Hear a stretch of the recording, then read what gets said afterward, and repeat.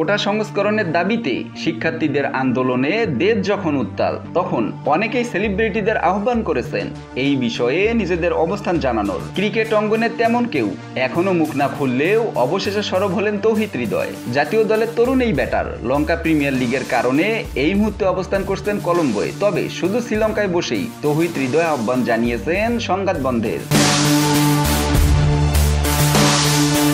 ঢাকা বিশ্ববিদ্যালয়ের কোটা সংস্করণের পক্ষে থাকা আন্দোলনরত শিক্ষার্থীদের সাথে গেল 15 জুলাই সংঘর্ষ হয় ছাত্রলীগ নেতাকর্মীদের। রাতভর পুলিশের সাথে সংঘর্ষ হয়েছে জাহাঙ্গীরনগর বিশ্ববিদ্যালয়ের শিক্ষার্থীদের। এছাড়া চট্টগ্রাম বিশ্ববিদ্যালয়, কুমিল্লা বিশ্ববিদ্যালয় সহ দেশের প্রতিটি পাবলিক বিশ্ববিদ্যালয়ে চলছে কোটা সংস্করণের আন্দোলন। তবে এই খারাপ অবস্থা দেখে নিজের ফেসবুক পোস্টে হৃদয় লিখেছেন, সবকিছু থেকে দূরে আছি, তাই অনেক কিছুই দেখা হয়নি। আমার প্রাণের ঢাকা ইউনিভার্সিটি আর রক্তাক্ত না হোক, আর কোনো মায়ের বুক খালি না হোক।